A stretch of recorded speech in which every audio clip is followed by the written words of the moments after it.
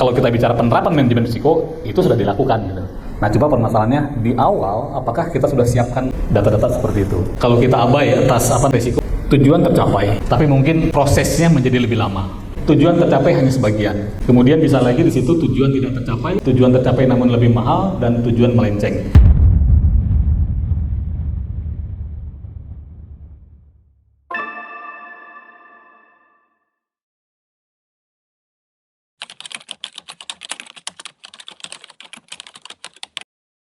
Kita coba lihat di PP 60 2008, di sini dijelaskan ya, setiap pemimpin memiliki tanggung jawab 3 hal.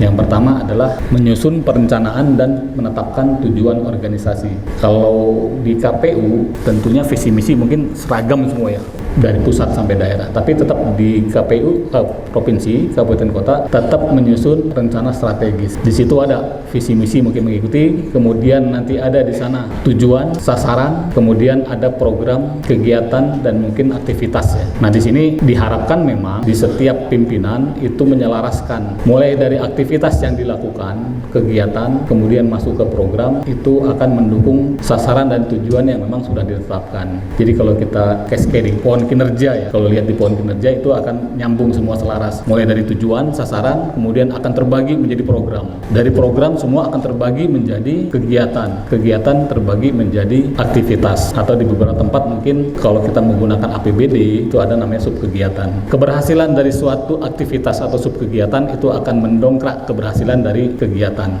Keberhasilan dari kegiatan akan mendongkrak keberhasilan dari program, dan seterusnya sampai ke atas. Nah, itulah yang harus dipastikan oleh pimpinan ya, terkait dengan penyusunan perencanaan dan penetapan tujuan organisasi. Kedua adalah membangun sistem pengendalian intern yang memadai. Nah, kalau lihat di PP 60 itu ada 5 unsur terkait. Yang pertama lingkungan pengendalian. Pengendalian adalah di sini kondisi dalam instansi pemerintah yang mempengaruhi efektivitas pengendalian intern. Ya, jadi di sini kondisi dalam instansi pemerintah, di dalam diri kita sendiri. Itu mungkin terkait dengan gimana sih aturan main kita dalam berorganisasi. Kita punya kode etik ya. Kemudian gimana sih komitmen kita terhadap kompetensi. Struktur organisasinya seperti apa di dalam organisasi, bagaimana kita berjalan seperti itu. Kemudian yang kedua di situ ada penilaian risiko. Kegiatan penilaian atas kemungkinan kejadian yang mengancam pencapaian tujuan dan sasaran instansi pemerintah. Itu kemudian yang ketiga di situ ada kegiatan pengendalian, yaitu tindakan yang diperlukan untuk mengatasi risiko, serta penetapan dan pelaksanaan kebijakan dan prosedur untuk memastikan bahwa tindakan mengatasi risiko telah dilakukan secara efektif. Kemudian ada informasi dan komunikasi, bagaimana data diolah menjadi informasi yang dapat kita sajikan ke pimpinan untuk pengambilan keputusan. Kemudian ada yang terakhir pemantauan, bagaimana kita memantau proses dari awal sampai akhir, kemudian memberikan feedback perbaikan ke depannya, yang pada akhirnya kita lakukan untuk mencapai tujuan ya. Jadi tiga poin itu, pertama perencanaan, kemudian membangun sistem pengendalian intern yang memadai, kemudian mencapai tujuan organisasi melalui 4 tujuan ya. Tujuan itulah yang akan kita capai dengan perencanaan, kemudian dengan sistem pengendalian ya.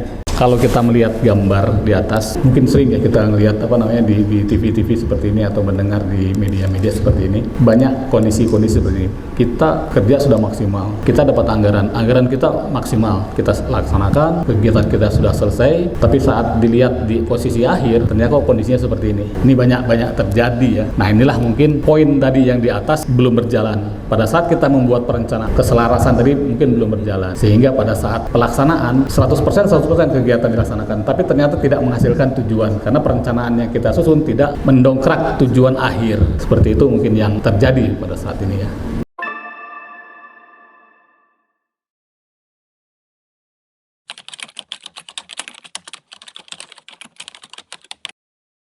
Kalau kita lihat SPP, kita sering dengar SPP ya, dengar juga manajemen risiko. Kalau saya pribadi melihatnya, SPP itu kita anggap sebagai rumah ya. Kalau kita rumah, itu SPIP rumahnya. Kemudian manajemen risiko ada di dalamnya, bagian dari SPIP. Ya, terus seperti apa sih manajemen risiko? Risiko kalau kita definisikan, risiko adalah kemungkinan terjadinya suatu peristiwa. Kemungkinan terjadi suatu peristiwa yang mengakibatkan tujuan dari kegiatan tidak tercapai. Kemungkinan, jadi namanya kemungkinan, bisa terjadi, bisa enggak. Kemudian manajemen risikonya adalah serangkaian kegiatan yang kita siapkan, yang terukur untuk mengelola, mengendalikan risiko yang berpotensi mengancam tadi. Kalau ngelihat di KPU ada dua aturan main ya. Pertama terkait dengan keputusan KPU nomor 443, ini terkait dengan pedoman teknis penyelenggaraan SPIP, kemudian peraturan KPU nomor 8 2023 tentang penyelenggaraan SPIP. Di situ detail ya. Kalau yang terkait MR lebih banyak di keputusan KPU nomor 443. Bapak kalau baca di situ, Bapak Ibu, itu detail itu dijelaskan. Terkait manfaat, jadi manfaat risiko nextnya mengambil keputusan yang lebih efektif, meningkatkan efektivitas dalam pelaksanaan program dan kegiatan, menciptakan standar yang tinggi dalam pelayanan dan akuntabilitas, dan meningkatkan efektivitas dalam pengelolaan dan penggunaan sumber daya.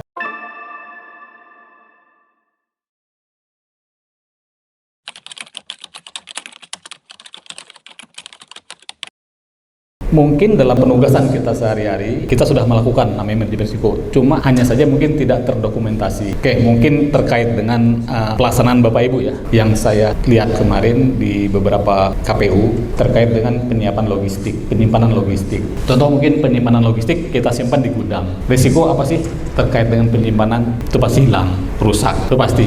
Nah, gimana cara mitigasi risikonya? Pasti Bapak Ibu sudah merancang. Biar tidak hilang, berarti harus menyiapkan satpam. Itu ya kira-kira ya. Dan Bapak Ibu pasti menilai dengan satpam kira-kira cukup tidak meminimalkan risiko. Ternyata cukup, ya berarti sampai di situ selesai. Dengan satpam, Bapak Ibu menganggap bahwa apa yang Bapak Ibu lakukan untuk mencapai tujuan sudah coba Bapak Ibu lakukan. Kalau misalnya kurang, kira-kira apa lagi yang perlu Bapak Ibu lakukan? Biasanya apa? CCTV, pada saat memasang CCTV. Nah, itulah mitigasi risiko. Itu sudah kita lakukan semua. Artinya kalau kita bicara penerapan manajemen risiko, itu sudah dilakukan. Nah, coba permasalahannya di awal, apakah kita sudah siapkan data-data seperti itu?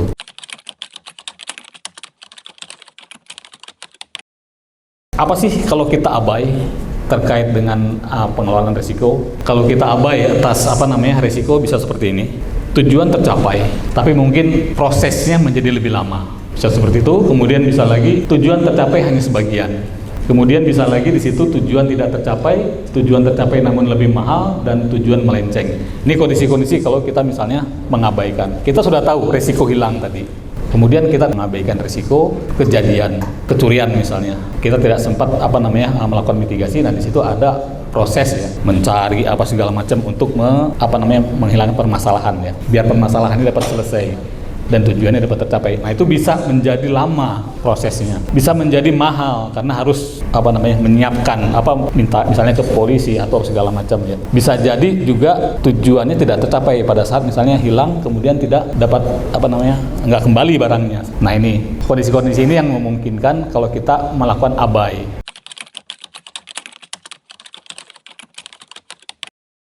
Pengelolaan risiko dilakukan melalui 3 tahap. Pertama, terkait pengembangan budaya risiko. Pengembangan budaya risiko. Kedua, terkait dengan pembentukan struktur pengelolaan risiko dan penyelenggaraan proses pengelolaan risiko. Kalau kita coba next yang pengembangan budaya sadar risiko. Bagaimana di sini pimpinan kita semua mensosialisasikan pemahaman risiko kepada setiap pegawai. Tahu nih ada risiko-risiko seperti ini setiap tahapan. Permasalahan apa yang akan terjadi kalau kita mengabaikan risiko. Kemudian mitigasi apa yang harus kita lakukan agar tujuan tetap tercapai. Resikonya tidak terjadi. Kalaupun terjadi minimal ya, tidak mempengaruhi tujuannya. Kemudian yang kedua terkait dengan struktur kelembagaan MR-nya. Di sini Bapak Ibu selaku pelaksana ada 3 di sini ya. Lini 1 itu unit pemilik risiko, 2 unit kepatuhan, ketiga terkait dengan assurance ya. Yang pertama lini 1. Menyediakan produk jasa kepada klien atau mengelola risiko. Pengelola risiko, ya ini Bapak Ibu pengelola risiko. Kemudian ada lini 2, kemudian ada lini 3. Lini 3-nya di APIP ya, inspektoratnya Bapak Ibu. Oke, ini terkait proses manajemen risiko.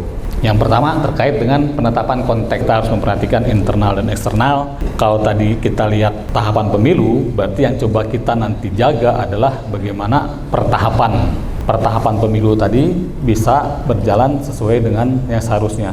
tercapai tujuan per masing-masing tahapan. Di sini juga harus disiapkan kriteria-kriteria, kemungkinan-kemungkinan, kemudian dampak kalau misalnya resiko itu terjadi. Ini kriteria kemungkinan. Jadi pada saat kita misalnya menetapkan ya sasaran apa yang akan kita nyatakan resikonya, di situ juga kita harus membuat kriteria kira-kira keterjadian seperti apa. Di sini di keputusan KPU tadi sudah dijelaskan ukuran probabilitas keterjadian itu terdiri dari 5. Mungkin nanti pada saat ada risiko jarang terjadi, bisa jadi, kemudian kemungkinan kecil terjadi, kemungkinan sedang, kemungkinan besar, dan hampir pasti. Kalau tadi kita contohkan gudang misalnya, kecurian gudang, nanti kita nilai di sini. Kira-kira resiko hilang, kecurian ada di mana posisinya? Apakah mungkin bisa besar kejadiannya, mungkin bisa sedang, atau mungkin jarang? Nah, ini yang ditetapkan duluan nih, aturan main seperti ini. Kemudian lanjut dampaknya. Kalau misalnya terjadi, dampaknya seperti apa? Nah, ini ukuran dampak. Ini juga ditetapkan di awal pada saat sebelum kita melakukan penilaian risiko. Kalau terjadi dampaknya seperti apa? Di sini ada 5 juga. Kita yang bisa menilai. Nah, pada saat kita sudah menentukan kemungkinan dan dampak, kita nanti masukkan posisinya seperti ini. Ini ada, kita buatkan seperti ini. Kemudian juga harus ditetapkan selera risiko. Artinya gini, pada saat kejadian seperti apa kita bisa betul-betul harus memperhatikan risiko, atau bisa juga bukan abai ya, tapi ya karena mungkin risikonya nanti dampaknya kecil, kita prioritaskan risiko yang lain. Masuk ke identifikasi risiko. Di sini adalah proses menetapkan apa, di mana, kapan, mengapa. Jadi pernyataan risiko kita ini kan di sini. Tadi dari 16 dari tahapan risiko tadi, kira-kira per tahapan risikonya apa? Di sini dipastikan. Penyusunan peraturan KPU misalnya. Apa sih risikonya kira-kira? Aturannya tumpang tindih, aturannya tidak sesuai dengan berseberangan dengan aturan Bawaslu misalnya. Termasuk misalnya terkait dengan logistik ya. Keterlambatan logistik itu resiko, hilang. Artinya apa saja permasalahan yang mungkin timbul yang bisa mengganggu tujuan. Itulah disinilah kita petakan, dicari apa kira-kira permasalahannya per masing-masing. Nah, sekarang gimana? Poinnya sekarang posisi tahapan kan udah akhir ya. Tapi kan setelah ini bukan berarti KPU bubar kan? Tetap jalan kan? Mungkin sibuknya apa istilahnya berbeda. Kalau kemarin memang ini, sekarang mungkin lebih ke arah evaluasinya seperti apa, kemudian persiapan untuk yang berikutnya seperti apa. Itu kan dilakukan sekarang nih setelah ini ya. Nah, itulah yang harus kita ukur nanti melalui. Kalau yang kemarin, tahapan kemarin itu kejadian-kejadian sudah menjadi permasalahan, bukan lagi menjadi risiko karena sudah terjadi. Pada saat sudah terjadi bukan risiko lagi, sudah jadi permasalahan. Nah, itulah yang akan menjadi risiko nanti pemilu berikutnya. Tadi kita sudah identifikasi, ini loh risiko-risiko. Pada saat nanti penetapan pemenang, pelantikan pemenang, kira-kira ada risiko seperti ini. Nah, kita nilai. Kita sudah punya tadi aturan dampak seperti apa. Kita sudah punya tadi aturan kemungkinan keterjadian seperti apa. Disitulah kita nilai, kita analisa. Atas risiko ini, kemungkinan terjadinya seperti apa. Apakah nanti sering atau mungkin malah jarang terjadi. Kemudian kita nilai juga dampaknya seperti apa, besar atau tidak. Itu kita analisis ya. Kemudian setelah kita analisis, kita lihat juga sudah punya belum kira-kira kita pengendaliannya. Contoh kayak tadi kita bicara gudang tadi, resikonya maling, sudah punya belum pengendaliannya? Oh, ternyata kita sudah punya satpam. Tujuannya ini memisahkan risiko kecil dan besar ya. Jadi dengan kita mengambil dampak tadi, kemungkinan dan dampak, kemudian kita masukkan di peta risiko tadi ya, itu akan kelihatan nanti posisi per masing-masing risiko ada di mana. Nah, disitulah nanti kita coba memilah ya, risiko besar mana, risiko kecil mana, kemudian dapat yang kita prioritaskan yang mana dulu. Itu tujuan dari analisis risiko. Kemudian masuk ke tujuan evaluasi ya, evaluasi membuat peringkat ya risiko ya, peringkat. Kemudian nanti di sini juga kita ini kan evaluasi lebih kepada kalau sudah tahu kita peringkat-peringkat yang mana, mitigasinya mana, penanganannya seperti apa. Karena nggak semua risiko itu harus kita tangani sendiri ya. Bisa jadi kita tangani, kita alihkan. Langkah-langkah penanganan risiko seperti ini ya, kita menerima, kita menangani, kita membuat pengendalian baru, kita menyerahkan ke pihak lain seperti itu. Ini istilahnya model catatan. Ya, saya nggak tahu di KPU sudah punya aplikasinya atau belum, atau masih manual seperti ini. Jadi apa yang kita identifikasi di awal itu dicatat di sini. apa sih, misalnya tahapan pemilu apa, kemudian resikonya atas per masing-masing kita sampaikan sini. Kita tulis di sini. Kemudian dari situ nanti kita sebabnya, akibatnya, terus tadi kita nilainya seperti apa, kemungkinan terjadinya, dampaknya seperti apa. Kemudian nanti di sini kira-kira kalau misalnya pengendalian sudah ada seperti apa, pengendalian belum ada berarti harus ada pengendalian baru seperti apa yang kita siapkan, kapan dimulai pengendalian itu, kapan disiapkan, oleh siapa. Nah inilah jadi pegangan kita pada saat nanti kita melakukan penerapan manajemen risiko. Oke, inilah nanti yang dibuatkan seperti ini, inilah nanti yang dilakukan evaluasi, inilah yang dilakukan pemantauan. Oke, pemantauan seperti itu, kira-kira risiko yang terjadi atau tidak, atau bisa jadi ada risiko baru yang terjadi ya. Nah, risiko baru berarti dicatat nanti dan dilaporkan. Itulah akan menjadi catatan kita untuk yang periode berikutnya. Oke, ini terkait dengan permasalahan pelaksanaan penilaian risiko. Ya, mungkin Bapak Ibu bisa lihat ya, apakah mungkin di tempat Bapak Ibu juga ini terjadi. Pertama, kebijakan penilaian risiko belum dibangun. Kebijakannya kalau kita lihat memang di KPU sudah ada ya, tadi keputusan KPU nomor 443 ya. Itu sudah ada. Hanya permasalahannya adalah apakah atas kebijakan tersebut sudah disosialisasikan atau belum kebijakannya ya. Karena bisa jadi setiap kebijakan punya karakteristik masing-masing. Di KPU mungkin akan berbeda dengan kebijakan penilaian risiko yang ada di instansi lainnya. Oke, kemudian permasalahan lainnya terkait dengan pelaksanaan penilaian risiko adalah masih bersifat formalitas. Oke, kita sudah bikin identifikasi, kita analisis sudah, kita evaluasi sudah, sampai menghasilkan tadi rencana tindak pengendalian. Tapi setelah itu sudah ya hanya sekedar pemenuhan dokumen saja bahwa atas peraturan ketentuan terkait dengan manajemen risiko sudah dilakukan, hanya sebatas itu saja. Dan pelaksanaan di lapangan tidak mendasarkan pada itu. Nah ini yang mungkin banyak terjadi, yang bukan hanya tidak didokumentasikan pada saat didokumentasikan pun ya itu hanya sekedar dokumentasi ya, tidak dilakukan perbaikan sesuai dengan dokumentasi yang kita lakukan. Kemudian rencana tindak pengendalian tadi yang tabel tadi kita sudah punya, terus tidak kita tindak lanjuti. Daftar risiko belum digunakan dalam pengawasan intern berbasis risiko.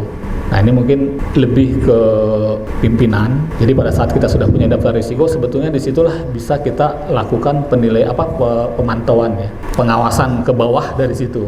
Apakah atas risiko-risiko yang mungkin terjadi tadi itu sudah mitigasinya sudah kita lakukan atau belum? Ini juga bisa dijadikan dasar oleh inspektorat pada saat melakukan pengawasan. Oke, waktu pelaksanaan penilaian risiko tidak terstandar, dilakukan sewaktu-waktu. Jadi di dokumen tadi sebetulnya dijelaskan kapan dia harus dilakukan. Pada saat pelaksanaan kegiatan belum berjalan, seharusnya mitigasi sudah dilakukan. Jangan sampai nanti begitu kejadian baru tersadar, oh ternyata emang ada di daftarnya nih, belum kita lakukan saja. Ternyata penetapan waktu mitigasi risikonya setelah pelaksanaan kegiatan, nah itu jadi percuma nanti akhirnya. Penilaian risiko bersifat manual, belum menggunakan aplikasi. Nah saya kurang tahu di KPU sudah ada belum aplikasi manajemen risikonya. Jadi masih manual, bukan berarti tulis tangan ya, tapi masih misalnya pakai Excel pun ditanggap masih manual ya.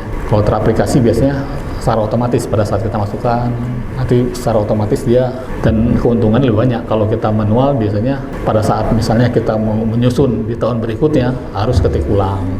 Sementara kalau di aplikasi kan otomatis dia. Oke, penilaian risiko masih atas kegiatan operasional, belum atas tujuan strategis. Kemudian penilaian risiko dilakukan sendiri-sendiri, fokus pada tujuan bidang, kalau kita bidang atau sub bagian, belum pada tujuan organisasi, belum pada tujuan organisasi yang ada di range lain per masing-masing. Tidak jelas pihak yang melakukan penilaian risiko. Tidak ada penetapan siapa yang harus melakukan penilaian risiko. Jadi seolah-olah harus masing-masing sendiri gitu. Pejabat strategis belum dilibatkan dalam penilaian risiko. Jadi biasanya pada saat penilaian risiko memang kalau misalnya kita bicara di bidang misalnya, itu biasanya dilakukan oleh bidang, itu diskusi ya. Nggak hanya melibatkan yang di bawah, tapi juga melibatkan kepala bidangnya untuk memastikan kira-kira permasalahan-permasalahan yang lalu apa, risiko-risiko yang mungkin terjadi di depan seperti apa. Nah itu harus dirumuskan memang, dan itu harus melibatkan pimpinan ya, seperti itu. Kemudian dibuatkan juga laporan monitoring. Nah biasanya laporan monitoring tidak dilakukan, kita lakukan pemantauan, tapi laporan tidak kita buat.